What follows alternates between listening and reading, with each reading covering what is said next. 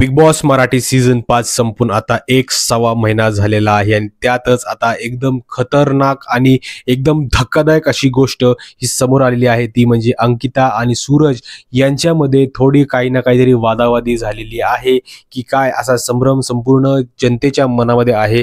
नेमकं प्रकरण काय आहे तेच आजच्या व्हिडिओमध्ये आपण जाणून घेणार आहोत। त्याआधी तुम्ही आपल्या चॅनलला सबस्क्राईब केलं नसेल तर सबस्क्राईब करा, कारण की तुमचं एक एक सबस्क्राईब हे खूप जास्त मोटिवेट करत असतं।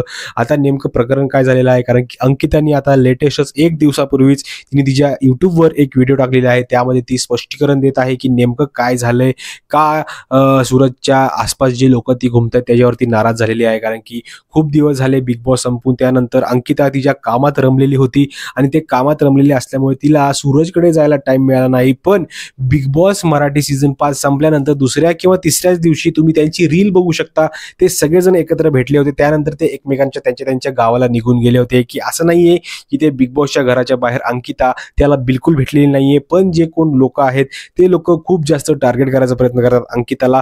आता त्याच्यामध्येच अशी गोष्ट झालेली आहे की ती खूप दिवसांपासून, म्हणजे आता तिचं लग्न झालेलं ठरलेलं आहे, आता लग्न तिचं काही दिवसांमध्ये होणार आहे, तिचे खूप सारे शूट्स चालू आहेत, कारण की बिग बॉस नंतर तिला जी काय प्रसिद्धी मिळालेली आहे त्या प्रसिद्धीमध्ये ती सध्या बिझी आहे, ती खूप जास्त काम करायचा प्रयत्न करते आणि त्या नादामध्ये ती सूरजकडे जायचं थोडंसं तिच्याकडनं राहून गेलं, किंवा तिला जेव्हा टाइम मिळाला तेव्हा ती गेली। ती आताच एक नुकत्या 3-4 दिवसांपूर्वी सूरजकडे त्याच्या बारामती गावामध्ये गेली होती आणि तेव्हा तिला अशी एक वागणूक मिळाली। ती वागणूक अशी होती की जेव्हा सूरजकडे ती चाललेली, तिला सांगितलं की त्या सूरजचे जे कोण मॅनेजर्स आहेत तिकडचे, त्यांचे कोण घरचे आसपासचे लोक, ते त्याचा फोन उचलून त्यांनी अंकिताने फोनवर सांगितलं की बाबा मी आता थोड्या वेळात 1-1.25 तासामध्ये तुमच्याकडे येणार आहे, तर माझी तुमची भेट होऊ द्या। तर तिथे गेल्यानंतर अंकिताला तिकडे अशी एक गोष्ट जाणवली की जेव्हा अंकिता तिकडे पोहोचली, फोन करून सांगितलं होतं की 1 तासात मी येणार आहे, पण मी जेव्हा पोहोचली तेव्हा पोहोचल्यानंतर सूरजला तिकडे आंघोळीला वगैरे फ्रेश वगैरे होण्यासाठी पाठवलं।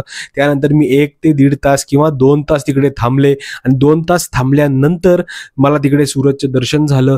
पण ती असं बोलली की असं सूरज असा नाहीये, आणि पर्सनली मला देखील वाटते की यार सूरजमध्ये इतका इगो अचानक येणार नाही, ॲटिट्यूड इतका येणार नाही। आता नेमकं काय प्रकरण झालंय ते त्याच्या आसपासच्या लोकांमुळे झालेलं आहे, कारण की सूरजनी तिकडे अंकिताने त्याच्या व्हिडिओमध्ये एक गोष्ट सांगितलेली आहे की तिचा कॉल चालू असतो त्या सूरज सोबत, तो बोलतो स्पष्टपणे की माझं अकाउंट माझ्याकडेच नाहीये, माझं अकाउंट दुसरेच कोणतरी लोक यूज करतात, त्यांनाच सगळे त्याचा मी अधिकार दिलेला आहे, तो अधिकार मी त्यांच्याकडनं घेतो, जे काय असेल ते असं नाहीये तसं नाहीये, समजून घे ना मला तू, अशा प्रकारच्या गोष्टी सूरज तिकडे बोलत असतो। म्हणजे नेमकं ह्या गोष्टीचा फायदा नेमकं कोण घेतंय हे बघणं खूप जास्त महत्त्वाचं राहणार आहे, कारण की रितेश देशमुखांनी तिकडे एक त्यांचा कोणतरी एक त्यांचा अकाउंट मॅनेजर किंवा काय पर्सनल मॅनेजर एक द्यायचा प्रयत्न केला होता सूरजला। आता तो मॅनेजर नेमका गेलाय तरी कुठे, नेमकं त्याचं काय घडलंय, या संपूर्ण गोष्टी देखील ह्या गोष्टीतून निर्माण होतात, कारण की अंकितानी खूप मोठे आरोप करायचा प्रयत्न तिकडे केलाय की त्याच्या आसपास जे कोण लोक आहेत ना ते लोक सूरजला काय होतं त्याला गुमराह करायचं किंवा वापस त्याला चुना लावायचा प्रयत्न करतात, अशाच प्रकारची गोष्ट तिकडे घडते, असंच अंकिताच्या बोलण्यावरून समजते आता संपूर्ण महाराष्ट्राला। आता हेच होतं सगळं प्रकरण। आता ह्याच्यामध्ये कोण चुकीचं आहे कोण बरोबर आहे हे तर जनता नाही ठरवू शकत, कारण की जे काही लोक असणार आहेत ते सूरजच्या साईडने असणार आहेत, काही लोक ते अंकिताच्या साईडने असणार आहेत आणि काही लोक वेगळ्याच दिशेने चालणार आहेत, त्यामुळे आपण त्याच्यावर काय बोलू शकत नाही। आता जे ॲक्च्युअली घडते ते अंकिताला आणि सूरजला या दोघांनाच खरी परिस्थिती काय हे माहिती असणार आहे। आता ही खूप मोठी कॉन्ट्रोवर्सी नाहीये, पण ही येणाऱ्या काही काळामध्ये हा जर तणाव वाढला तर खूप सारे युट्यूबर्स, आता मीच पहिली एक व्हिडिओ टाकतोय असं मला वाटतंय, किंवा अजून 2-4-5 व्हिडिओ पडले असेल अगोदर, तर आता ही एक काय म्हणतात चर्चा सुरू झालेली आहे। या चर्चेमधून देखील काही ना काहीतरी कंटेंट निघणारच आहे, त्याच्यात कोणाला फायदा होतोय काय होतंय हे बघणं देखील इंटरेस्टिंग राहणार आहे। मित्रांनो, तुमचं काय मत आहे?